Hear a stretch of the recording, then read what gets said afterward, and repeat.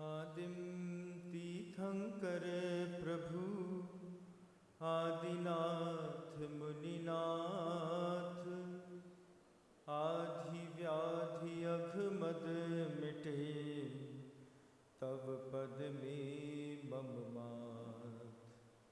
चरण शरण है आपके, तारण तरण जहाज, भवदधि तट तक ले चलो, करुणा कर जिन राज।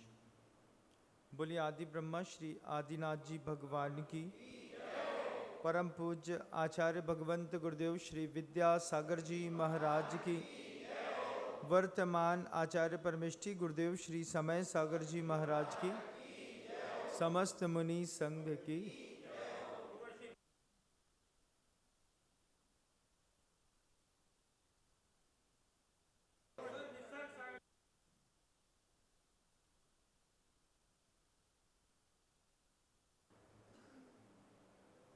पूज्य गुरुदेव नेमावर में विराजमान थे और रविवार के दिन आचार्य जी ने एक बिल्कुल नए नवेले साधु से कहा, जाओ प्रवचन करके आओ। अब वो महाराज बोलना तो कुछ जानते ही नहीं थे और अभी तक सभी लोग देखते आए थे कि गिने चुने साधुओं के नाम आते हैं। संभव सागर जी का नाम आता था, मेरा नाम आ जाता था, सौम्य सागर जी का नाम आ जाता था, प्रशस्त सागर जी का नाम आ जाता था, कभी कभार योग सागर जी का नाम आ जाता था। तो ये तय था कि गुरुजी नहीं बोलेंगे तो इन्हीं महाराज में से किसी एक को बोलने के लिए बोला जाएगा। लेकिन आचार्य जी ने उस दिन कमाल किया, बिल्कुल नव दीक्षित साधु जिसको 2013 में दीक्षा देकर के रामटेक से लेकर के आए, 1.5 साल नहीं हुआ और उनको अपना संडे का भरा मंच दे दिया और उनसे कहते हैं जाओ प्रवचन करो। अब उनके तो महाराज के हाथ पांव फूल गए, बोलते प्रवचन करो हमसे? हाँ हमसे, हाँ आपको ही करना है? हाँ हमको नहीं करना है, हमको करना ही नहीं है। आचार्य जी ने उनको पास में बुलाया, बोलते जाओ प्रवचन करके आओ। तो कहते हैं मेरे को तो प्रवचन आते ही नहीं है, हम मंच में क्या बोलते हैं, हम तो कमरे में नहीं बोलते, तो मंच में क्या बोलेंगे।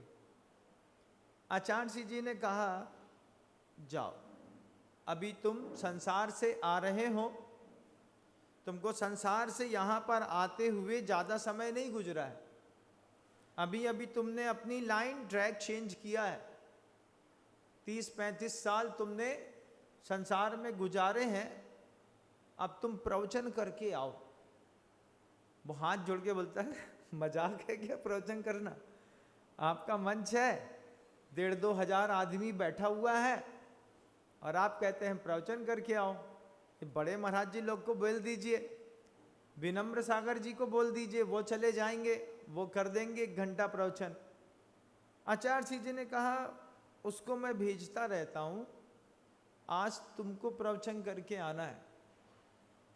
जब आचार्य जी ने तीसरी बार बिल्कुल नए नवेले साधु से कहा कि मंच में जाओ और प्रवचन करो, तो साधु कहता है अब आपने कहा है जाना है तो ये और बता दीजिए क्या बोलना पड़ता है, क्या बोलना पड़ता है? आचार्य जी हंसने लगे, हाँ इधर आओ, तुमको पता होना चाहिए कि सुनने वाले का उत्थान कैसे होगा। आचार्य जी का अपने एक नए शिष्य को खड़ा कर रहे हैं, प्लेटफॉर्म दे रहे हैं, अपना मंच पे खड़ा कर रहे हैं और मंच में खड़ा करके उसको इंस्ट्रक्शंस दे रहे हैं, ये तय करो सुनने वाले का उत्थान कैसे होगा। वो कहता हमको क्या पता कैसे होगा। आचार्य जी बोलते हैं गंभीरता रखो, तुम संसार से आ रहे हो, अभी 37 साल संसार में रहे तुमको पता होगा जनता कहां पर फंसी हुई है। जहां पर फंसी है वहां से उसको निकालने की कोशिश करो, जाओ तुम निकालो, हम पीछे से आ रहे हैं। और ऐसा कहकर के गुरुजी ने उस साधु को एक क्लू दिया कि जनता कहां पे फंसी है, इसको जाकर के निकालो। उस साधु को लगा कि आचार्य जी थोड़ा आधे घंटे बाद आएंगे, जब मेरा प्रवचन हो जाएगा उसके बाद आएंगे। वो मंच में जाकर के बैठे और मंगलाचरण दीप प्रज्वलन हुआ नहीं कि आचार्य जी भी आकर के मंच में बैठ गए। अकेले में प्लास्टिक का शेर मारना अलग बात है, और शेर के सामने शेर मारना बहुत बड़ी बात है। अब आचार्य जी बैठ गए, गुरुजी नहीं है, शब्दों में 2-4 शब्द ऊपर नीचे हो भी जाएं तो चल जाएगा। अब सामने ही आके मंच में बैठ गए, अब बैठ गए तो उसको लगा कि अब आचार्य जी खुद ही आ गए तो वही प्रवचन करेंगे। जैसे प्रवचन की बात आई तो आचार्य जी बोलते हैं उसको बोला है वो प्रवचन करेगा। अच्छा बोलते आप तो आ गए, अब आप कर दो, तेरे को बोला ना तू प्रवचन कर प्रवचन। हाँ बोले आज वो करेंगे, हम सुनेंगे, हम सुनने के लिए आए हैं श्रोता बन करके। आचार्य जी ने हंसी मजाक का माहौल कर दिया। जनता गुरु जी के कारण बिल्कुल स्तब्ध होकर के बैठ गई। अब महाराज ने प्रवचन शुरू किया। अब उनको नमो हिंताड़म, नमो सिद्धाड़म, नमो आर्याड़म, नमो वज्जाड़म, नमो लो सभ्य साहुड़म, अहिंसा परमो धर्म की जय। अब प्रवचन शुरू हुआ एक नए नवेले साधु का। आचार्य जी ने मौका दिया है, खुद मंच पर बैठे हैं, आप देखिए गुरु कैसे उठाते हैं। उन्होंने कहा कि जाओ पता करो, तुमको पता है जनता कहाँ पे फंसी है। अब वो साधु जो थे अपने घर में उनके पिताजी LIC के एजेंट का काम करते थे। अब उसको समझ में नहीं आया तो उसने जैसे जैसे जुगत जमाई और आचार्य जी के सामने एक नया साधु प्रवचन दे रहा है। आचार्य जी के सामने कहते हैं जनता, आज का व्यक्ति बहुत जागरूक है।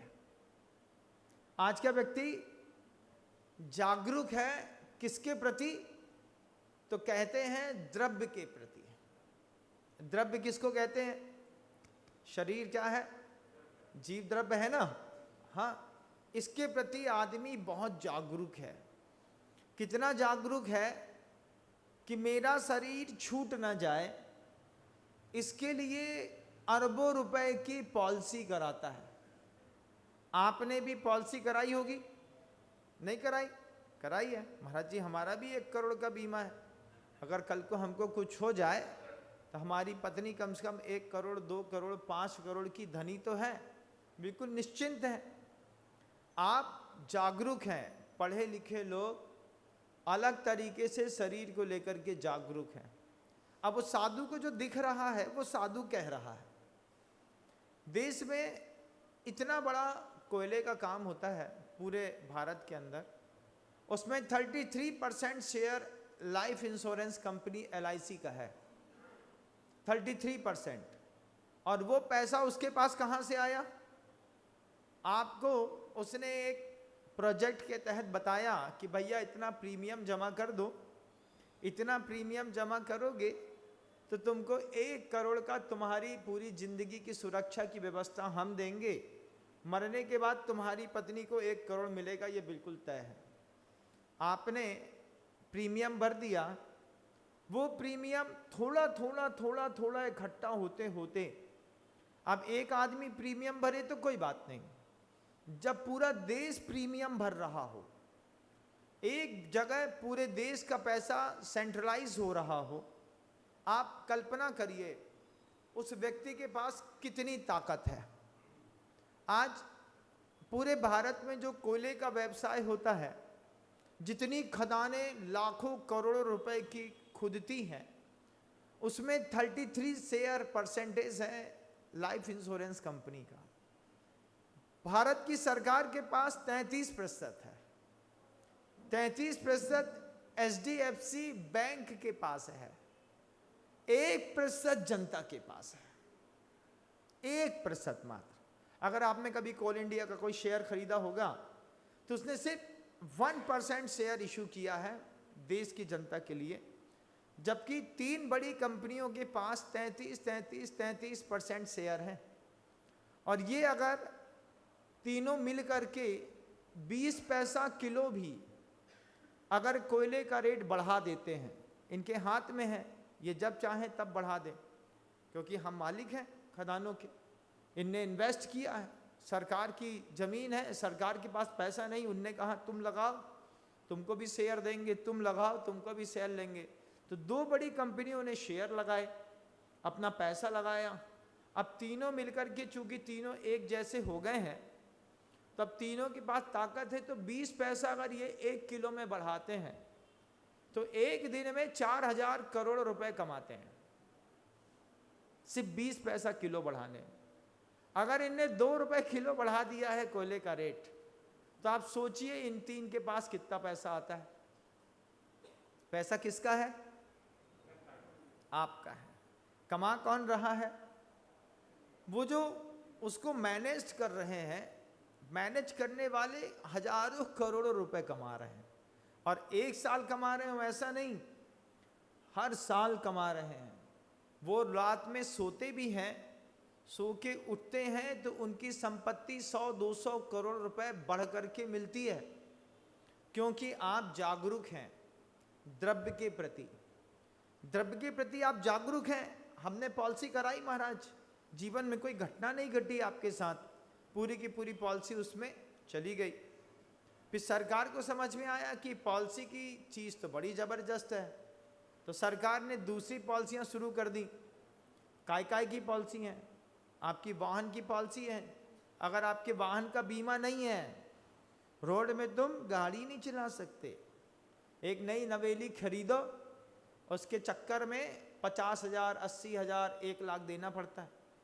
फिर दूसरे साल 40,000 देखना पड़ता है, 30,000, 30 साल देना पड़ता है, फिर 20 देना पड़ता है, फिर 10 देना पड़ता है, 7,000 देना पड़ता है। गाड़ी की जब तक जान नहीं निकलेगी तब तक गाड़ी तुम्हारी जान निकालती रहेगी। दो पैसे, दो पैसे दो। अब उसमें भी बल्क में है, रोड में चलते हैं उसमें भी बल्क में पैसा है।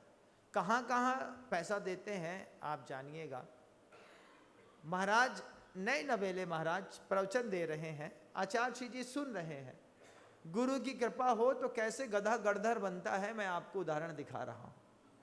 किसकी कृपा हो? तो गुरु की कृपा हो। गुरु की कृपा हो तो गधा भी गणधर बन जाता है। और अगर गुरु हाथ उठा लें तो गणधर को भी 2 शब्दों में आने में ज़्यादा टाइम नहीं लगता। 11वें गुणस्थान से गिरते हैं और पहले गुणस्थान से उतर करके पता नहीं कहाँ चले जाते हैं। ऐसे भी संसार में लोग हैं। वो नए नवेले महाराज कहते हैं, आदमी बहुत जागरूक है द्रव्य के प्रति। उनको दिखता था कि हमारे पिताजी लाइफ इंश्योरेंस का काम करते हैं, सिर्फ इंश्योरेंस के कमीशन में उनके पिताजी ने 3 बड़े बंगले बनवा लिए। जिसको कमीशन एजेंट को जब इतना मिल रहा है, तो जिसके पास कमीशन पूरा पहुंच रहा होगा उसको कितना मिलता होगा? महाराज कितना मिलता है?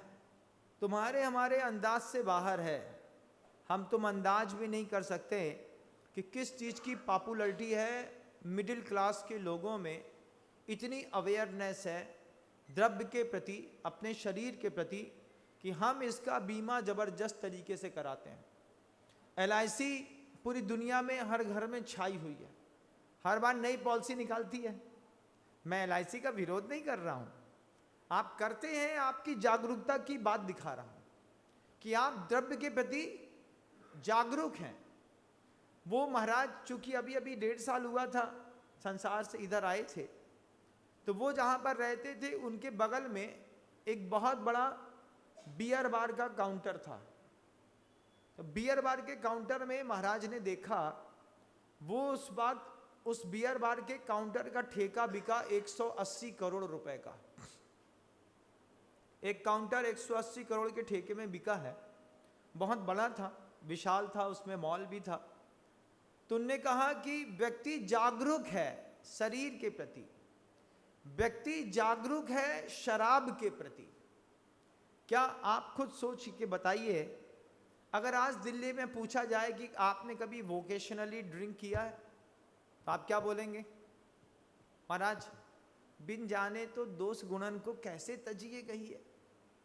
जब तक हम 2.5 पैग ना पिए और पी करके जब इज्जतदार आदमी खड़ा हो और वहीं पे उसके शरीर में गर्मी पड़े और लौटने लगे, जब वो शर्ट उतार करके जमीन में ऐसा सो जाए, भगवान कहाँ फंस गए, तो एक बार तो पाप किया होगा कभी ना कभी, है ना? अंतरात्मा तो जानती है। आप वहां भी फंसे हुए हैं। इस देश में लोग नशे के चक्कर में जबरदस्त तरीके से फंसे हैं और नशे से कुछ भी नहीं मिलता, लेकिन सरकार को मजा आता है। सरकार तम्बाकू विरोध का अभियान भी चलाती है और तम्बाकू की खेती भी करवाती है। शराब विरोधी बहुत सारी रसशालाएं, औषधशालाएं खुलवाई हैं और उतनी ही शराब के नए काउंटर भी खुलवा रही है। शराब बेचने से जो बेच रहा है वो पी नहीं रहा, उसको पता है कि ये इतनी वाहियात और गंदी है, अगर इसको पिएंगे तो परिवार नष्ट हो जाएगा। लेकिन बहुत सारे लोग, कितने सारे लोग, आप सोचिए भारत में कितने सारे लोग शराब पीते हैं कि कोरोना के टाइम पीरियड में सरकार को सबसे पहले अगर कुछ चीज खोलना पड़ा तो शराब का ठेका था। जब पूरे भारत में 52-53 दिन तक किसी ने नहीं पी, तो अगर अगले 30-40 दिन और नहीं पीता तो उसके दिमाग से उसका भूत उतर जाता, पूरा भूत। जब सरकार की पॉलिसी में तुम 52-54-55 दिन तक बिना शराब पिए रह गए, बिना गुटखा के रह गए, इसके बड़े कारोबार हैं। जिसका भी दुनिया में बड़ा कारोबार है, इंसान वहीं पे फंसा हुआ है। अगर बड़ो कारोबार नहीं होता तो फंसता कैसे? छोटा सा पाउच है राजश्री का, माणिकचंद का या किसी और चीज का, कहीं पे तानसेन चलता है, कहीं पे जयंती चलता है, कहीं पे रजनीगंधा है, कहीं पे 120 बाबा है, कहीं पे चमन बहार है ना? बहुत सारे प्रोडक्ट हैं, कहीं पे कुछ और भी है। लेकिन आप कहाँ पे फंसे हैं? आप नशे में भी फंसे हैं, शरीर में तो फंसे ही हैं। शरीर में फंसे हैं तो द्रव्य में फंसे हैं, तो हम वहां पर पॉलिसी करा रहे हैं। इस लेवल से नीचे का जो आदमी है, जो 3rd क्लास लेवल का आदमी है, वो नशे में फंसा है। आपको एक सिगरेट पीने की भी आदत है तो आपकी कैटेगरी 3rd क्लास की है। धरती में जब कभी भी साधु का कोई प्रवचन सुनता है तो साधु का प्रवचन सुनकर के दाएं बाएं हो जाता है। महाराज आ रहे हैं, इस तरफ हो जाओ, इस तरफ हो जाओ। मेरा प्रवचन ना इस तरफ होने के लिए है ना इस तरफ होने के लिए है, मेरा प्रवचन किसी और चीज के लिए। गुरु जी कहते हैं इस बात को, गुरुदेव कहते हैं तुम्हारे प्रवचन सुन करके कोई पाप से दाएं बाएं तो हो रहा है, लेकिन पाप से ऊपर नहीं उठ पा रहा है। हमारा ये लोक नहीं है, जहां हम रह रहे हैं ये हमारा नहीं है, हम यहां पर सिर्फ रह रहे हैं। आप बताइए कितने साल रहेंगे आप? किसी का कोई भरोसा नहीं है। जवान बच्ची को पैरालिसिस हो जाए, अगले 40 साल खटिया में गुजर जाए। यहां से व्यक्ति घर जाए, रात में सोए, सोते सोते ही सोता हो जाए और यहां से चला जाए। तो ये धरती जहां पर हम रह रहे हैं, यहां पर हम दाएं बाएं हो जाते हैं। हम किसी नाली के कीड़े बन जाते हैं, कभी गैया बन जाते हैं, कभी पेड़ बन करके खड़े हो जाते हैं, कभी नरक में चले जाते हैं, लेकिन रहते धरती पर ही है। आचार्य जी कहते हैं दाएं बाएं मत हो। एक बार कोई चीज पाप के रूप में समझ में आ जाए, हे के रूप में समझ में आ जाए, उससे ऊपर उठ जाओ। अब कितने सारे लोग हैं, छोटा सा एडिक्शन है लेकिन पाल के रखे हैं। महाराज जी हमको दिन में सिर्फ इतनी सी लगती है, एक बार लगती इधर पे।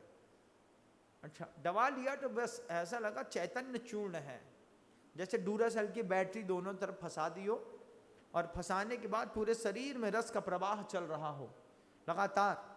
और ऐसे महापुरुष हमारे बगल में आ जाते हैं तो हम बता देते हैं 120। बोले नहीं रजनीगंधा, गलत समझे। हमने कहा हो गया, हम गलत समझे, आपने सही बता दिया। अभी कल महानुभाव खड़े हो गए, हमने कहा बाबा 120 जाफरानी, रजनीगंधा अभी नया वाला जो आया है वो वाला, बड़ा वाले डिब्बे का टेस्ट अलग है, पाउच का अलग है। हमने कहा ले, हम सोच रहे थे कि हम बोलेंगे तो थोड़ी सी आएगी, आई नहीं। उसको तो लगा कि जैसे महाराज जी ने हमारी प्रतिष्ठा और बढ़ा दी है। अब समाज का खेल है, बढ़ गई तो बढ़ गई। आदमी फंसा है कहाँ पर? व्यक्ति जागरूक है कहीं पर अपनी पॉलिसी को लेकर के, कहीं पर अपने व्यसन को लेकर के। आप कितने जागरूक हैं कि 20, अभी हम देख रहे थे हमारे साथ एक कर्मचारी था, उसको पैसे नहीं मिलते थे। उसके माता पिता ने कहा कि तुमको पैसे नहीं मिलेंगे, महाराज जी के साथ रहना है, काम करना। फिर पता चला कि वो बिस्लरी की एक बॉटल पैक उठाता है, जाकर के ठेले वाले को देता है और उससे एक सिगरेट ले लेता है। बोले भैया एक बॉटल के बदले एक सिगरेट दे दो। फिर पकड़ में आया, हमने कहा ये क्या है? अरे बोले उसके बिना रहा नहीं जाता, ऐसी चीज है ना छोड़ी जाए। दोस्त छोड़े जा सकते हैं, माता पिता छोड़ा जा सकता है, धर्म छोड़ा जा सकता है, लेकिन व्यसन नहीं छूट रहा। हमने कहा इससे व्यसन नहीं छूट रहा है, इसकी गाड़ी छुटवाओ। हमने जो ने उनको अपॉइंट किया था, हमने कहा इसको बोलो यहाँ से जाए। निर्व्यसनी व्यक्ति का हमारे पास काम है, व्यसनी का कोई भी काम नहीं है। उसको चलता किया, दूसरे महापुरुष आकर के खड़े हुए। हमने कहा आपको भी ऐसी कोई आदत तो नहीं है? बोले नहीं महाराज श्री, हम बिल्कुल फ्री आदमी हैं, हमको कोई व्यसन नहीं है। अब महाराज प्रवचन दे रहे हैं, आदमी द्रव्य में फंसा है, आदमी नशे में फंसा है। आप भी फंसे होंगे, आपको भी कहीं पे थोड़ा सा गुटखा खाने की, एक आध बार दिन में एक आध कोई फुक्की लगाने की, ये व्यसन नहीं होगा तो फिर दूसरा व्यसन होगा। और कौन सा व्यसन है? महाराज जी ये सब तो हम नहीं करते, हमारे घर तो बहुत शरीफ है, हमारे यहाँ कोई इलायची भी नहीं खाता। हाँ, जो इलायची नहीं खाते हैं वो निंदा के व्यसन में बहुत अच्छे से घुसे रहते हैं। महाराज भरपेट खाना खाया, शाम का खाना खाने के बाद सेठ जी, क्यों भाई क्या चल रहा है, ऐसा कहते किसी की दुकान में जाकर के बैठ गए। अब बैठ करके जब तक 15-20 मिनट निंदा ना खेलें, जैसे पहले लूडो सांप सीढ़ी खेलते थे, अब निंदा ना खेले तो भी खाना नहीं पचता। बोले क्या आज सुबह से लेकर सब मिला लेकिन कोई निंदा ही नहीं करी किसी की। अरे यार हमने सुना था तुम तो बहुत अच्छे निकलोगे, फिर तुम बहुत बुरे निकल गए। थोड़ी सी भी निंदा करी तो ऐसा लगा कि अब सही रस पेट में बन रहा है। आदमी इसमें भी फंसा हुआ है, आप भी इसमें शामिल हैं, एडिक्शन है ये। एडिक्शन, मेरी बात को सुन करके थोड़ा सा आप इधर होंगे, थोड़ा सा आप इधर होंगे। आप संकल्प कर सकते हैं महाराज जी 4 महीने नहीं करेंगे। हमने एक बार लोगों को नियम दिया, बोले नियम ले लो, निंदा तो करते हो? बोले हाँ महाराज जी करते हैं। हमने कहा नियम ले लो, मरे हुए आदमी की निंदा नहीं करेंगे। क्या कितने लोग इस नियम को ले सकते हैं कि हम मरे हुए आदमी की निंदा नहीं करेंगे? महाराज बहुत कठिन है, क्योंकि कभी बार हमको महात्मा गांधी के ऊपर भी बोलना पड़ता है, कभी जवाहरलाल नेहरू के ऊपर भी बोलना पड़ता है, कभी हम अंग्रेज के औरंगजेब के ऊपर भी बोलते हैं, कभी हम हिटलर के ऊपर भी बोलते हैं, क्योंकि बोले बिना तो हमसे रहा नहीं जाता है। अब आप कह रहे हैं कि मरे हुए की निंदा नहीं करेंगे, ऐसे कैसे हो सकता है? क्योंकि हम अपने बब्बा के बारे में भी उल्टा सीधा कई बार बोलते हैं, क्योंकि वो भाई के बारे में अगर वो मर गया है तो उसके बारे में अरे वो तो ऐसा है। आप सोचिए, हमने आपको निंदा करने के लिए छूट दी, हमने आपसे सिर्फ इतना कहा कि तुम संकल्प लो मरे हुए आदमी की निंदा नहीं करेंगे। कब तक नहीं करेंगे? तुम सिर्फ 4 महीने का नियम लो, 4 महीने मरे हुए आदमी की निंदा नहीं करेंगे। और अगर हो गई तो 1 महीने की कमाई मंदिर जी में दान दे देंगे। अरे महाराज काहे को ये मेंटली वर्क में फंसा रहे हैं? आप तो सुनाइए और हम सुन रहे हैं। जैसे ही 9:30 बजेगा तो आप बाहर में चले जाइएगा, हम अपने बिहार में चले जाएंगे। नियम में काहे को फांस रहे हैं? आदमी का डेवलपमेंट कैसे होगा, आप अल्फा लेवल पे कैसे जाएंगे। हम लोग जब कहीं पढ़ते थे, डिफेंस एकेडमी में था जब, तो मुझे सिखाया जाता था कि जैन, जो चीज़ तुम इधर से चबा रहे हो उसको इधर से चबाना है, जो चीज़ इधर से चबा रहे हो उसको इधर से चबाना है। ये आदत तुमको रोज़ डालनी पड़ेगी। अब रोटी यहाँ से चपती है, आपकी आदत है, आप बाएं तरफ ही रोटी लेना पसंद करते होंगे या दाएं तरफ भी। आप जस्ट अपोजिट चबा के देखिए, आपका जो दिमाग है ये अलग तरीके से काम करना शुरू करता है, क्योंकि ये भी हमारी हैबिट है, हम इसी हैबिट में जी रहे हैं। और जब आप डिफेंस एकेडमी में जाएंगे तो आपको आपकी पूरी हैबिट से फ्री कर दिया जाएगा। आपको जो खाने की इच्छा है वो आपको मिलेगा नहीं, और जो आपको भाता नहीं वो आपके सामने रख दिया जाएगा। हाई एनर्जी ड्रिंक्स जो होते हैं वो लाइफबॉय साबुन की गंध वाले होते हैं। वहाँ पे ऐसा लगता है जैसे किसी ने लाइफबॉय साबुन घोल करके और गिलास में रख दिया, बोले पियो। बोले क्या है, अभी तुम नहा के आए हो तो जो पानी तुम्हारे बाथरूम से निकला है ये उसी को नीचे लाके छान करके दे दिया, लो पियो। अब जैसे ये बोला जाए, क्या बोला जाए, जो तुमने नहाया, हम नहाते वक्त कहाँ कहाँ हाथ गया, क्या क्या निकला, कैसी गंदगी निकली, वो नाली से बह करके नीचे पाइप में इकट्ठी हो गई, उसी को छन्नी लगा करके फिल्टर करके ऐसा रख दिया और कहते हैं पियो इसको। अब आप पी पाएंगे कि नहीं पी पाएंगे? नहीं पी पाएंगे। अरे बोले का पियो? बोले यही पीने मिलेगा, पीना हो तो पियो, नहीं तो प्यासे मरो। उठाया, उसके नंबर हैं 27 नंबर, 23 नंबर, 22 नंबर, सिर्फ ड्रिंक पीने का है। पिए गए, पीने पर किसी ने मुंह बनाया, किसी ने इजी गोइंग पी लिया, किसी ने कुछ कर लिया, सब कर लिया। फिर जब सबका हो गया, सबको मार्क्स मिल गए, उसके बाद बताया कि ना ये लाइफबॉय साबुन है ना तुम्हारी गंदा पानी है, ये हाई एनर्जी ड्रिंक है जिसको पीने के बाद 13 घंटे तक भूख और प्यास नहीं लगती है। जैसे पेट में गया फिर पता चला, अरे पहले बता दिए होते, थोड़ा टेस्ट ले लिए होते। अब बिना टेस्ट लिए अंदर किया है माल, कहाँ पे रखता है बताओ? जब जो दवाई तुमको कड़वी लगती है कहाँ रखते हो? महाराज यहाँ रखते हैं, और सीधा अंदर ढचका लग गया, अंदर पहुंच गई। अब जैसे ही पता चला कि हाई एनर्जी लेवल का ड्रिंक है और 13 घंटे तक भूख और प्यास दोनों नहीं लगेगी। अब आदमी हुक्का लगा करके देख रहा है, साथ एक आध कोई घूंट इधर तक आए, उसका हम टेस्ट लेकर के देखें। किस तरीके से इंटेलिजेंस तैयार किए जाते हैं आप कभी सोच भी नहीं सकते, क्योंकि आप मदहोश वाली ज़िंदगी जी रहे हैं। ऐसे मदहोश है महाराज, हम तो सिविलियंस हैं और लगे रहते हैं, बस एक ही काम है, सुबह घर से निकलो तो फलाने की दुकान में गुटखा, फिर दुकान में बैठे तो 4 गुटखा, 3 चाय, 2 बार खाना, 1 बार स्नैक्स, रात को कॉफ़ी, 1 गिलास दूध, 2 कुलचे और 1 पराठा और थोड़ा सा छोला खाए, अपनी ज़िंदगी मस्त है। इससे ज़्यादा कुछ नहीं है। अब ये कुलचा आया होगा हमारा, चला गया, 2.5 कुंटल 1.5 कुंटल का है। अब वो ऐसी ज़िंदगी है।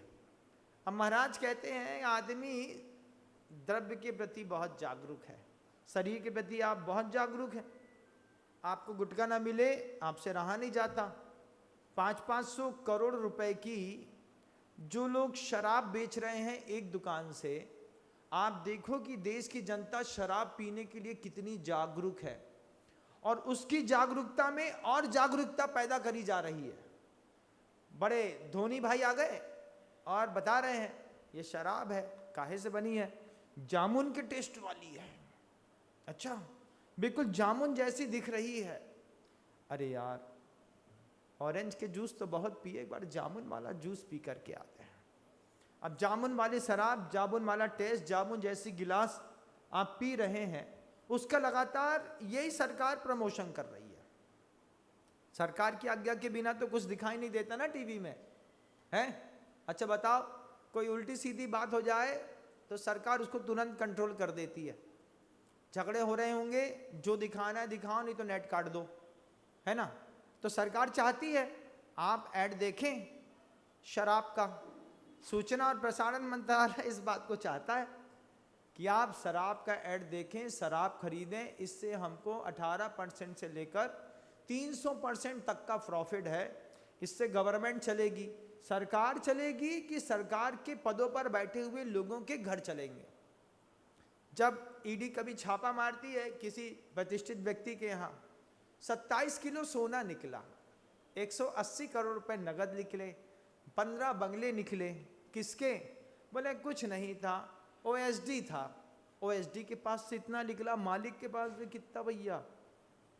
20%। पक्का पक्का 20%। 100 करोड़ का कोई भी प्रोजेक्ट पास होना है, 20% पहले साहब को दे दो, फिर बाद में बात करते हैं। इसको आप समझ नहीं पाते हैं। इन सारी चीज़ों को हमको देखने की, जानने की और समझने की ज़रूरत है। आप जागरूक हैं द्रव्य के प्रति, आप जागरूक हैं क्षेत्र के प्रति। क्षेत्र के प्रति भी जागरूकता है कि नहीं? है महाराज।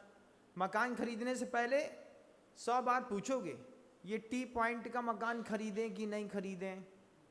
अब इसमें N7 में नॉर्थ वेस्ट का जो हमारा बाथरूम बन गया है, ये जो गलती हो गई, इसके लिए हम क्या करें? पूरा मकान बनाने के बाद घर में महिला को फोबिया हो गया, हमको सपने आ रहे हैं, अब महिला रह नहीं पा रही है, अब हम लगे हैं क्षेत्र के प्रति जागरूक हैं। महाराज ये जमीन में कुछ गड़बड़ है। कोई कहता है कि जमीन के नीचे मुर्दे की हड्डी गड़ी है। अब 12 करोड़ का मकान तो बना लिया, बनाने के बाद साहब को बनाने के बाद पता चला कि नीचे मुर्दा की हड्डी गड़ी है। किसने बताया? एक महाशय आ गए, वो राड घुमा रहे हैं ऐसी ऐसी। अब राड घुमा रहे हैं, राड घुमाने का धंधा बड़ा जबरदस्त है। हाँ, यहाँ पर बहुत सारे राड घुमाने वाले मिल जाएंगे आपको। वो कॉपर की राड होती है ना, वास्तु शास्त्री, सट भैया यहाँ तो हड्डी गड़ी है, इस घर को छोड़ दो। अब पता चला वास्तु शास्त्री का ब्रोकरेज वाले के साथ संबंध है, वो बोलेगा हम तुमको 4% देंगे, इसका मकान खाली करवा दो। ले भैया, लेकिन आपकी अवेयरनेस बड़ी ज़बरदस्त है। हमने मकान बनाया, मकान बनाने के पहले कुछ नहीं देखा, जबकि मकान बनाने से पहले तय कर लेते। जिस भी भूमि पर मकान बनाते हैं उसमें 1 फीट बाई 1 फीट का गड्ढा खोद देते हैं। आप खुद खोद लीजिए, गड्ढा खोद करके मिट्टी बाहर निकालिए, 6 घंटे तक उसको वैसे ही छोड़ दीजिए। 6 घंटे बाद जो मिट्टी बाहर निकाली थी, उसी मिट्टी को वापस उसी स्थान पर वापस डालिए। डालने पर आप देखिए कि वो धरती और मिट्टी मांगती है कि मिट्टी बच जाती है कि बराबर पूरी खप जाती है। और अगर आपको वहाँ पर गड्ढा खोदने के बाद उसी गड्ढे पे पूरा गड्ढा भरने के बाद, लेवल करने के बाद मिट्टी बच जाए, समझना इस धरती से बेहिसाब संपत्तियाँ बाहर निकलने वाली हैं। जिस गड्ढे में मिट्टी डालने के बाद और मिट्टी मांगे, बोले ये जगह वास्तु के हिसाब से गलत है, अगर यहाँ पर हमने कुछ बनाया तो घर का पैसा इसमें लगता चला जाएगा, लगता चला जाएगा, लगता ही है। 1.5 करोड़ का सोच करके मकान की शुरुआत करी थी, लास्ट पोजीशन 4.5 करोड़ में फिनिश हुई। महाराज स्ट्रक्चर तो 80 लाख का खड़ा हो गया। हमने यही सोचा था कि 1-1.5 करोड़ में बन जाएगा। अब बाद में शुरू हुई कहानी, जैगवार का नल लगेगा, फिर वो जुकाजू क्या बोलते हैं उसको, क्या बोलते हैं वो बाथरूम में वो टब, जकोजी, अच्छा जकोजी, जकोजी, हाँ। अब वो जकोजी, हमने तो पहली बार दिल्ली में आए तो नाम सुना जकोजी, हम तो बड़े खुश हो गए। हमने कहा चलो नई एक भाषा सुनने मिली, जब कभी मध्य प्रदेश जाएंगे तो कहेंगे आई एम दिल्ली रिटर्न, और सब सीख पढ़ के आ रहा हूँ मैं। अब वो बोले जकोजी महाराज। हमने कहा जकोजी क्या होता है? हमको लगा कि प्लास्टिक का कोई टब होगा। बोले टब अब ना है, जकोजी है। हमने कहा जकोजी क्या होता है? बोले नल चालू करो तो उसमें पानी भर जाएगा, फिर वो पानी उसी में अंदर ही अंदर प्रेशर मारता है, तो इधर पे बैया वृत्ति होती है, इधर पे बैया वृत्ति होती है, इधर पे बैया वृत्ति होती है, सिर पे पीछे से बैया वृत्ति होती है। हमने कहा सही में होती है? बोले हाँ महाराज जी, उसी को तो जकोजी कहते हैं, अंदर से प्रेशर मारता है और वो है। अब आपने अपने घर में बनवा लिया, बनवाने के बाद पता चला कि ये नीले कलर का होना चाहिए था, तुमने वाइट लगवा दिया हो, अब क्या करें? अब तो 1.5 लाख का लाए थे, वास्तु शास्त्री ने बोल दिया, बोले वो तुमको जो पाइल्स की शिकायत हुई है वो ये सफेद कलर के जकोजी के कारण हुई है। महाराज जी आपको कैसे पता? हमको क्या पता भैया, हम तो दुनिया से जो सीखते हैं सो बता देते हैं। अब वास्तु शास्त्री ने कहा कि व्हाइट वाला जकोजी हटा करके नीला वाला लगाना है। अब हम OLX में ढूंढ रहे हैं, एक जकोजी बिकाऊ है, कितने का? 1,65,000 का लाए थे, तुमको 65,000 में दे देंगे। अब दूसरा बोलता है ला हमको दे दे। उसने उठाया, उसमें अपनी भैंस को नहलाने लगा, उसकी भैंस और दूध दे रही है। बोले जकोजी गजब, हम तो पहली बार नाम सुने। आपके घरों में तो होगा, बड़े बड़े घर वाले हैं आप लोग, जाएंगे कभी आपके घर में तो हम एक बार देख के तो जरूर आएंगे। महाराज जी देख, सीखना है मुझे, हर चीज जानना तो है। तो आदमी द्रव्य से हटा तो क्षेत्र में फंस गया, क्षेत्र में फंसा तो हमारे घर का वास्तु खराब हो गया, हमारे घर में नींद नहीं आ रही, हमारे घर में पैसा नहीं बच रहा। सिर्फ उनके घर में पैसा नहीं बचता जिनके घर में कोई एक व्यक्ति भी अगर व्यसनी निकल गया तो, किसी भी एक लड़के का लड़की का मैरिटिकल अफेयर है, तुम्हारे घर का पैसा धीरे से खिसक जाएगा। पिताजी ने पैसा कमाए, ला करके 2.5-3 लाख रखे, उसमें से 32 नोट गायब हैं। अरे पिता सोचे यार चुराने वाला होता तो पूरी गड्डी चुराता, ये 16, 17, 18 नोट, 19 नोट, 22 नोट, 32 नोट कैसे कम हो जाते हैं। तो पहले तो 2-2.5-3 महीने तक पत्नी के ऊपर शंका रही, बोल यही निकालती होगी, इसी को सेव करने की जरूरत है। तो 3 महीने तक तो पति इसी शंका में चला गया, चलो ठीक है पत्नी ने हाथ मारा होगा, जिस दिन जरूरत पड़ेगी 2-5-10 लाख मांग लेंगे। जब जरूरत पड़ी उससे मांगा था, हमने पैसे कभी निकाले नहीं। हाँ तो 3 महीने से कौन निकाल रहा है, पता ही नहीं कौन निकाल रहा है। फिर साहब ने थोड़ा सा एक कैमरा सेट किया, पता चला महापुरुष का अफेयर है, मोबाइल के चक्कर में गड्डी हमारी निकल रही है और वहां जा रहा है। अब पैसा घर में रुक नहीं रहा, काहे नहीं रुक रहा? आचार्यों ने स्पष्ट घोषणा करी है, 7 में से एक भी व्यसन अगर घर में एक भी व्यक्ति को है तो फिर आपके घर में पैसे नहीं बचने वाले। किसी को शराब पीने की लत है, पैसा घर में नहीं बचने वाला। किसी को जुआ खेलने की लत है, पैसा घर में नहीं बचने वाला। किसी को MCX खेलने की जरूरत है, पैसा घर में नहीं बचने वाला। पर स्त्री गमन में फंसा है, घर का मुखिया फंसा है, पैसा घर में नहीं बचने वाला। आप कहते हैं वास्तु खराब है, हम कहते हैं दिमाग खराब है। अब तुम कहते हो कि वास्तु का इलाज करो, हम कहते हैं कि तुम्हारे दिमाग का इलाज करो, अपने दिमाग का इलाज कराइए। ये मेंटल हेल्थ क्लिनिक है, हमारे साथ बैठ करके आप मानसिकता का इलाज सही कर रहे हैं। क्योंकि इंसान फंसा है कहाँ पे? द्रव्य में। इंसान फंसा है क्षेत्र में, 2 चीज़ों में फंसा है। फिर इंसान फंसा है काल में, काल में समय में भी फंसा है। समय में कैसे फंसा है? सीजनेबल वर्क करने के आप बहुत आदी हैं। कैसे आदी हैं? महाराज बारिश हो रही है तो बारिश का धंधा, राखी आ गई तो किराना की दुकान छोड़ करके राखी का धंधा। अभी हम आए अलवर में, बच्चू मल जी है, एक राखी का बड़ा व्यवसाय है, हम उनके घर गए देखने, उनकी फैक्ट्री में रुकना हुआ। हमने कहा बता भाई कहाँ से कैसा काम होता है, कैसे तुम्हारे घर के अंदर आता है? अरे बोले महाराज सब दिमाग का खेल है। हमने क्या, धागा पड़ोसी का, माला उसकी, मोती उसका। हमने कहा तीनों आके हमारे यहाँ गूंथ दो। उसने अपने यहाँ गुथवाई, उठा करके विदेश भेज दी।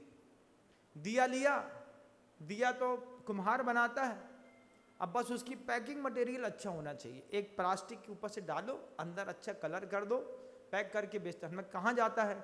बोले जो विदेशों में लोग होते हैं, जब वो होली मनाते हैं, वो दीपावली मनाते हैं, वो गणेश चतुर्थी मनाते हैं, वो राधा नवमी मनाते हैं, वो वहाँ पर राखी बनाते हैं। हमारा काम है विदेशों में त्यौहार मनवाना। हम कहा तुम क्या बनाते हो? ना कुछ। अब हम कैसे बोल दें? आप बोल सकते हैं। वो सामने वाला बोले हम कुछ बनाते नहीं हैं, हम सिर्फ चारों तरफ से जुगाड़ करते हैं, पैक करते हैं और बेच देते हैं। लेकिन दिमाग का ऐसा जबरदस्त काम है कि पूरे अलवर में दूसरे नंबर की सबसे बड़ी फर्म है, सबसे बड़ी फर्म, और उतने ही दयालु हैं, उतने ही वे मंदिर निर्माण में लगातार मुनियों के साथ सेवा करने में परिवार लगा रहता है। और स्पष्ट कहते हैं, आता है तो देवशास्त्र गुरु में लगाने में किसी प्रकार की आपत्ति नहीं है। आदमी काल में फंसा है, सीजनेबल वर्क, कभी राखी का कर लिया, कभी पटाखे का कर लिया, और पूछा भी नहीं गुरु से कि महाराज जी क्या कर सकते हैं क्या नहीं कर सकते। जैन समाज में बहुत सारे लोग पटाखे का धंधा करते हैं। आप लोग नहीं करते होंगे ना, आप लोग नहीं करते होंगे, लेकिन कोई लोग करते हैं। जब मैं 3-4 साल 5 साल पहले कहीं गांव में चातुर्मास कर रहा था, वहाँ पर एक महापुरुष पटाखे का धंधा करते थे। हमने कहा भैया पाप होता है, छोड़ दो। बोले महाराज आपकी कसम 3 साल में छोड़ देंगे। उसको बोलते बोलते 7 साल हो गए, अभी भी उसका 3 साल चल ही रहा है। और जो साधु आता है सबसे एक ही संकल्प है, 3 साल में पक्का छोड़ देंगे महाराज। आदमी काल में फंसा है। पेस्टिसाइड का धंधा जैन समाज में नहीं होता। हमारे यहाँ गुरुजी ने स्पष्ट कहा है, कीट नियंत्रक रखना अलग बात है और कीटनाशक रखना बिल्कुल अलग बात है। आप फर्टिलाइजर बेचिए, यूरिया बेचिए, डीएपी बेचिए, लेकिन पेस्टिसाइड मत बेचिए। आचार्य जी कहीं चातुर्मास कर रहे थे, उनसे कहा कि फैक्ट्री है आपकी पेस्टिसाइड की, इसको बेचने वाले बनाने वाले नपुंसक होते हैं। अरे बोले होते होंगे महाराज, पैसा बहुत आता है, करोड़ों रुपए आता है उसमें, इनकमिंग है इतना ज़्यादा जहर बिकता है, इतने जीव मरते हैं। जैन समाज में उसको वर्ज कह दिया। हमारे यहाँ पेस्टिसाइड का धंधा नहीं होता। आपको पता है कि नहीं पता? पता है? पता है महाराज। जैन समाज में पेस्टिसाइड का धंधा नहीं होता। जैन समाज में जूते चप्पल का धंधा नहीं होता। जैन समाज में सट्टा नहीं होता। जैन समाज में ब्यूटी पार्लर्स नहीं खोले जाते। जैन समाज में शराब का ठेका नहीं होता। जैन समाज में इन सब चीज़ों पर बैन है। जो भी करते हैं वे सारे के सारे लोग अनीति से कमाया हुआ धन रहता है। 12 साल चल जाए तो सौभाग्य की बात है, और अगर तुम्हारे घर में कोई एक पुण्यात्मा है उसके भाग से चल भी जाए तो प्रभाव तो नियम से बिगड़ता है, ये बात तय है। आप द्रव्य के प्रति जागरूक हैं, आप क्षेत्र के प्रति जागरूक हैं, आप काल के प्रति जागरूक हैं। आपको पता है, आपको क्या पता है महाराज जी का प्रवचन कब शुरू होना है ये नहीं पता। ये पता है कि 10:15 बजे काउंटर खुलेगा पोहे वाला। क्यों? जिसमें चॉइस है उसकी तरफ अट्रैक्शन है। महाराज जी के प्रवचन पंडाल में जाओ, सबसे पहले कहा भाई जुगाड़ कहाँ है, जुगाड़ कहाँ है भाई? बोले यार देख वो सामने एक पंडाल बना है ना, पूरा एसी है, लेकिन उसका नियम है कि महाराज के प्रवचन सुन करके फिर वहाँ पे, अरे यार ये काहे को फंसा है। पीछे से घूम के गए और मिठाइये से कहा भैया हम आदमी हैं, काम करना है, हमको जाना है, महाराज जी का काम है, पहले हमारा लगा दो। पीछे से जुगाड़ से खाए, वहीं से गाड़ी दबाए और सीधे ऑफिस निकल गए। आप जागरूक हैं, लेकिन उस यथार्थ के प्रति नहीं जो यथार्थ की आपको वास्तव में आवश्यकता है। द्रव्य के प्रति जागरूक हैं, क्षेत्र के प्रति जागरूक हैं, काल के प्रति जागरूक है। आप भाव के प्रति कोई जागरूक नहीं है।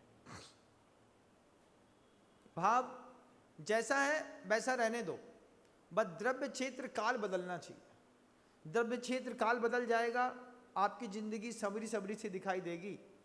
आचार्य कहते हैं भाव के प्रति भी जागरूक रहिए। कैसे कैसे भाव अंदर आ रहे हैं लगातार। कभी देव को ठगने का भाव आ रहा है, कभी शास्त्र को ठगने का, कभी गुरु को ठगने का, कभी अपने परिवार को ठगने का आ रहा है, कभी हिंसा की भावना हो रही है। मंदिर की प्रॉपर्टी खुद कब्जे में ले ली। बोलो ले ली कि नहीं? ले ली महाराज। मंदिर की जमीन थी, हम अध्यक्ष थे, हमने उसमें एक मार्केट बनवा दिया। अपने शासन काल में हमने एक मार्केट बनवाया।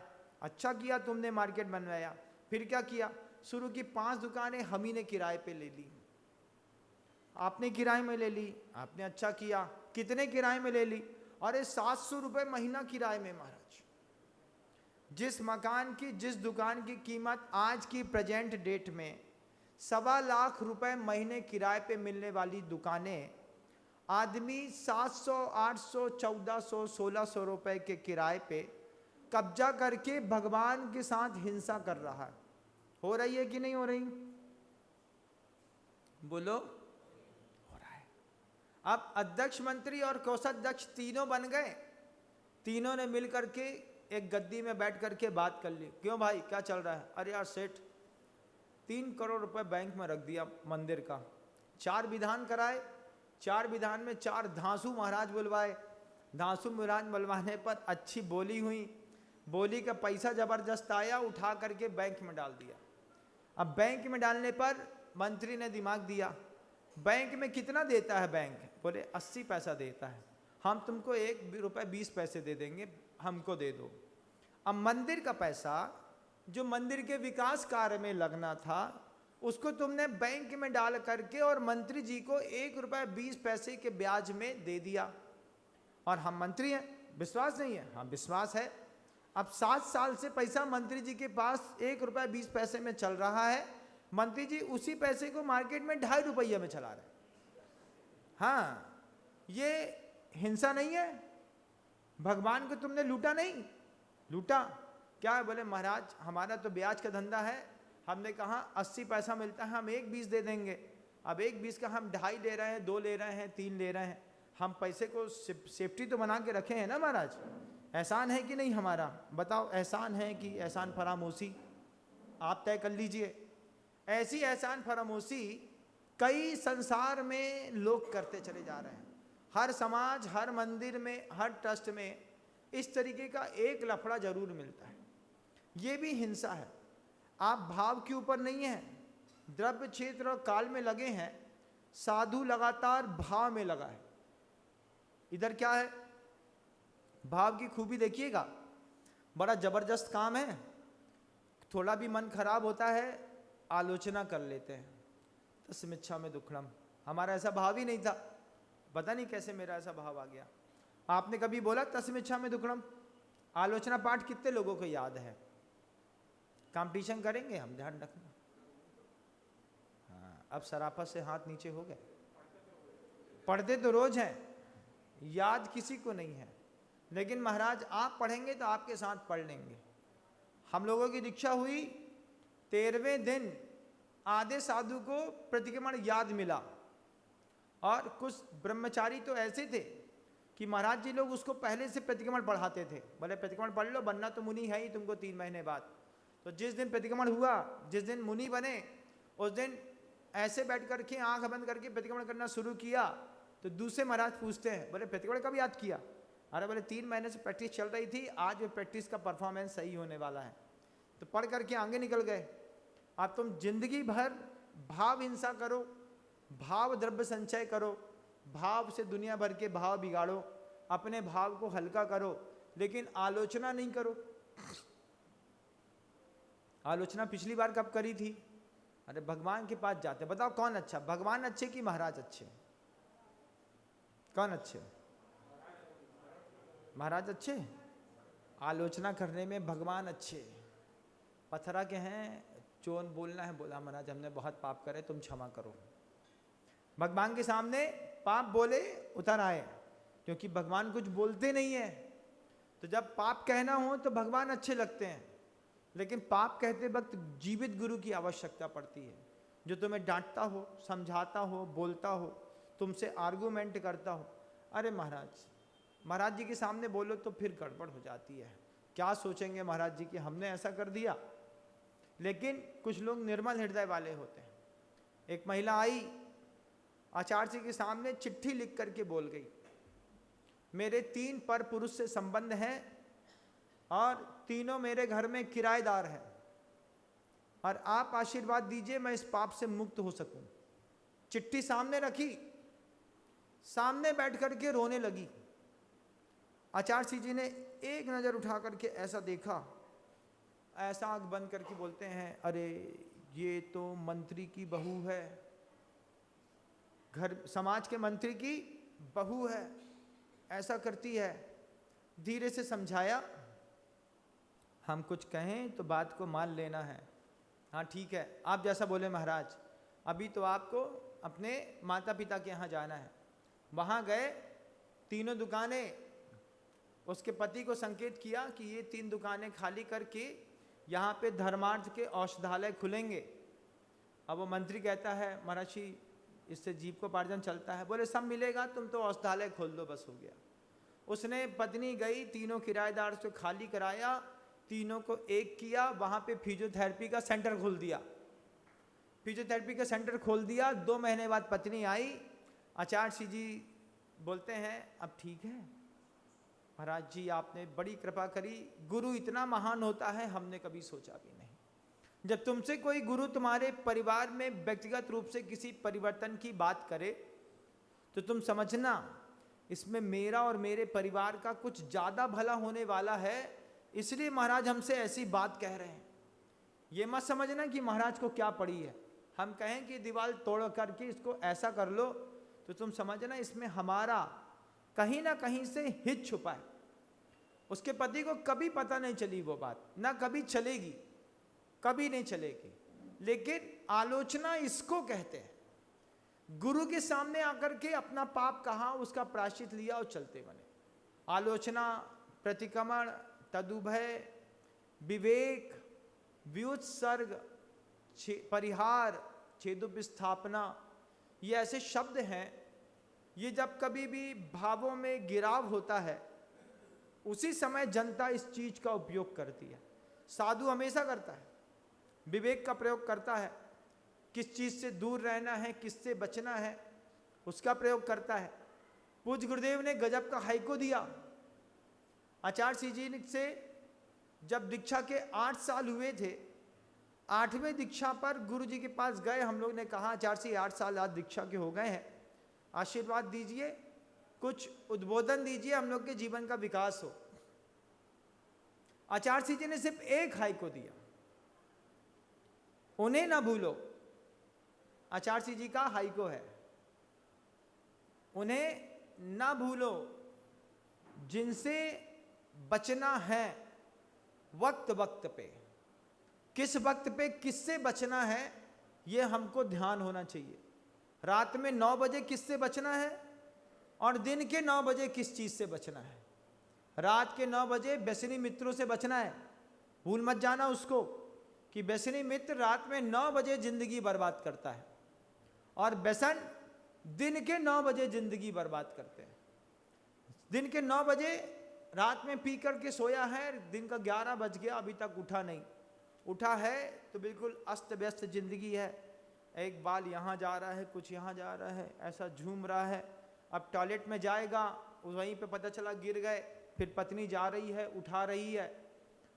उन्हें ना भूलो, जिनसे बचना है वक्त वक्त पे। किस वक्त पे किससे बचना है? जवानी में किससे बचना है, बचपन में किससे बचना है, बिजनेसमैन को किससे बचना है, बुढ़ापे में किससे बचना है, मृत्यु से पहले किस चीज से बचना है, ये आपको खुद तय करना है। अभी आप जहां पर खड़े हैं, अभी आप जहां पर भी खड़े हैं, जिस उम्र के पड़ाव पे खड़े हैं, जिस पोजीशन पे खड़े हैं, आप बताओ अभी किस चीज से बचना है। अभी भी किसी न किसी चीज से बचने के लिए अंतर मन कहेगा और उस चीज से बच गए तो जीवन का सौभाग्य है। दीक्षा दिवस पर गुरु महाराज ने उद्बोधन दे दिया, उन्हें ना भूलो, जिनसे बचना है वक्त वक्त पे। क्या गजब का हाइको है, हर वक्त किसी न किसी चीज से तो बचना है। अभी घर जाओगे, शाम के समय झगड़ा होना होगा, तुमने पहले से तैयारी कर ली है, आज क्या है, एग्जाम है यार, आज आर की लड़ाई होगी नहीं तो पार की लड़ाई होगी। होगी होगी महाराज, आज शाम का ही डिबेट फाइनल किया है। आज बड़ी बहू आ रही है, आज ये छोटे लाला भी आने वाले हैं, समधी को भी बुला लिया है, साड़ू को भी और फूफा को भी। आज घर में शाम को होगा, बच जाओ, वक्त वक्त पे बच जाओ, बचने में फायदा है। अपनों को तोड़ने से कुछ नहीं मिलता, इस बात को जीवन में याद रखना। और आचार्य सिंह कहते थे, जब लगे कि अपनों को तोड़ना पड़ेगा तो फिर अपने से और अपनों से, दोनों से ऊपर उठना सीखो। किससे किससे? अपने से भी और अपनों से भी। तुमको पता है तुम्हारे घर में विवाद होता है, शादी हुई, एक ही लड़का था बेचारा, शादी हो गई, बहू आ गई, बहू आने के बाद अब लड़का जैसे ही, लड़का कमाऊ पूत, अच्छा स्मार्ट, माँ को गर्व हमारा लड़का हीरो दिखता है, और उस महिला को भी गर्व कि हमारा पति हीरो दिखता है। दोनों को लगे, एक को लगे हमारा पति अच्छा कमाता है, एक को लगे हमारा बच्चा अच्छा कमाता है। अब एक ही चौके में वो पति के लिए तंदूरी रोटी बना रही है पत्नी, और वो उसके लिए पिज्जा बर्गर जैसा कुछ और बना रही है, बेटा उपमा बना है तुम खा लो। अब वो दोनों परस रही, और चौके में दोनों एक साथ बना रही, एक के लिए बना रही, और दोनों चौके में झगड़ रही। किस बात का? मम्मी जी आप चिंता मत करो, हम उनको समझते हैं, हम खिला देंगे। मम्मी कह रही है तुम क्या समझती हो, हमने उसको जिंदगी से पाला है, 28 साल से हम खिला रहे हैं, तुम क्या खिला दोगी? हम खिलाएंगे, हमारा बच्चा है। लो बेटा तुम खा लो, प्रलय तुम खा लो। प्रलय को एक थाली ये दिया, एक थाली ये दिया। अब बोला मम्मी हम इतना ना खा पाएंगे, ना इतना खा पाएंगे। जैसे मम्मी से बोला हम इतना ना खा पाएंगे तो मम्मी नाराज, लड़का बदल गया, बहू का हो गया। अब ये भी दिक्कत है, भारी मुसीबत संसार में रहने पे इतनी माथा पच्ची है, इस बाहर निकलने में कितना आराम है। यहाँ आके बैठ जाओ, बड़ा आराम है, तुम्हें जो देना है सो दो, नहीं देना है तो मत दो भैया, हम तो पानी पियेंगे, बाद में लाट में उठेंगे और चले आएंगे। अब लड़के ने सास के बहू माँ के हाथ का खा लिया तो बहू परेशान, तुमने मम्मी के सामने हमारी बेइज्जती कर दी, हमने मम्मी से कहा कि ये यही खाएंगे, तुमने मम्मी का खा लिया। हाँ तो भैया शाम को तुम्हारे हाथ का खा लेंगे, सुबह तुम्हारे हाथ का खा लेंगे। ऐसे कैसे खा लेंगे? शाम को भी हमारे हाथ का खा लेंगे, सुबह भी हमारे हाथ का खा लेंगे, कसम खाओ तुम हमको, तुम्हारी कसम है हमको। ले भैया यहाँ पर ये झगड़ा, बेचारा अकेली जान हैरान, जैसे मथानी को दोनों तरफ से खींचो तो रस्सी का क्या बिगड़ता है, बिगड़ता तो मथानी का माथा घूम जाता है। लड़का बोलता है एक दिन जाकर के, दोनों के पैर एक साथ पड़े, या देवी सर्वभूतेषु ज्ञान रूपेण संस्थिता, या देवी सर्वभूतेषु शक्ति रूपेण संस्थिता, नमस्तस्यै नमस्तस्यै नमस्तस्यै नमो नमः। दोनों का नमस्कार है। बोले क्या है? हम बाहर से खा के आया करेंगे। जैसे ही उसने कहा हम बाहर से आके खाया करेंगे, तो फिर वो कहता है तुम दोनों तय कर लो कौन हमको खिलाएगा कौन हमको नहीं खिलाएगा, हम झगड़ा पसंद नहीं करते हैं। और फिर एक दिन उसके सामने झगड़ा हो गया, तो आराम से बैठ के खा रहा था। हम पहुंच गए, हमने कहा क्या चल रहा है? अरे बोले झगड़ा चल रहा है महाराज। हमने कहा काहे चल रहा है? बोले मेरे लिए तो दोनों प्रिय है, ना मैं अपनी माँ छोड़ सकता हूँ ना मैं अपनी वाइफ छोड़ सकता हूँ। तो हमने कहा तुम दोनों ही झगड़ लो आपस में। तो ये चलता रहता है।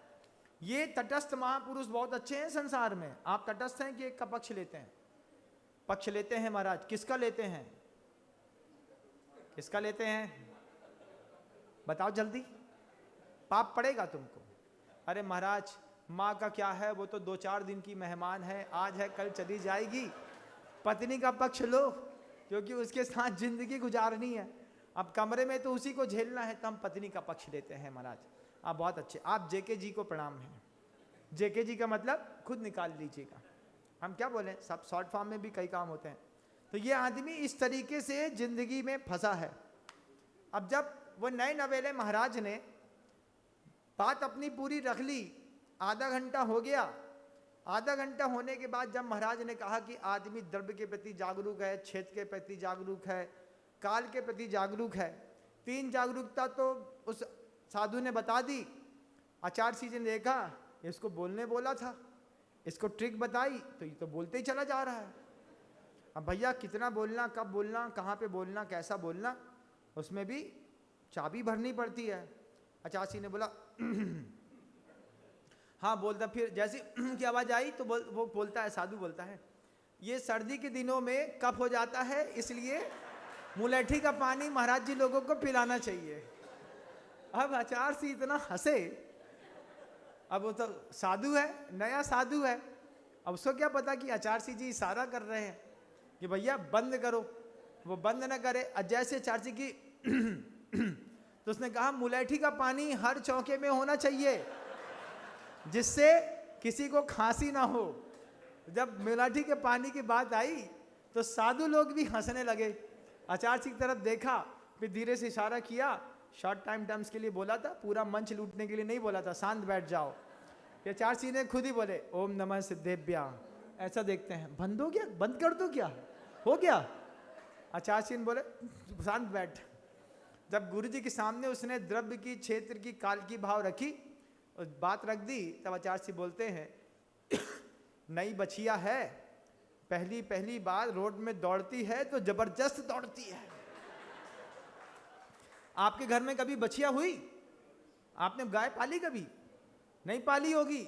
शहर के लोने वाले तुम का जानो, जब नई गाय जब नई बछिया देती है, साफ सफेद चक बिल्कुल, तो उसको खड़ा करने के बाद दूसरे दिन जब उसको रोड में छोड़ते हैं तो वो इतना स्पीड में दौड़ती है, फिर आती है, फिर दौड़ती है, फिर आती है।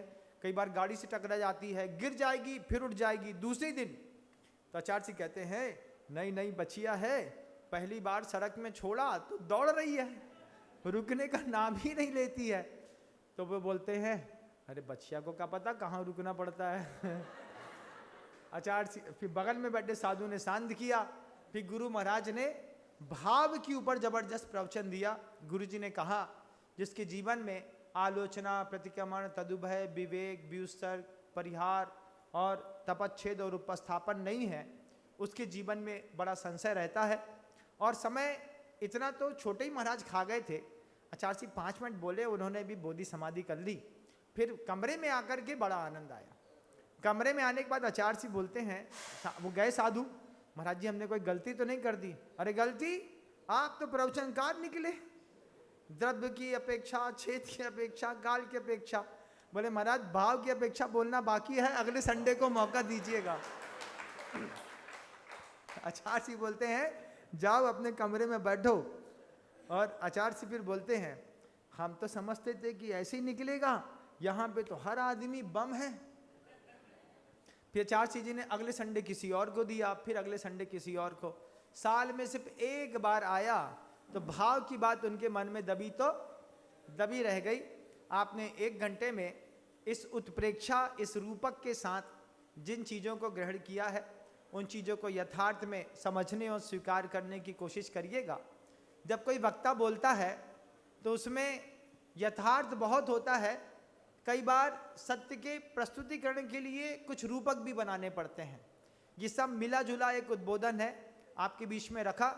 अपने जीवन के परिष्करण के लिए काम आइएगा। द्रव्य के प्रति, छेद के प्रति, काल के प्रति और भाव के प्रति जो आपकी परिणतियाँ लगातार बदल रही हैं, इसमें हम उत्थान करके अपना उच्चतर विकास कर सकें। शब्दों को विराम देता हूँ। गुरुदेव श्री विद्या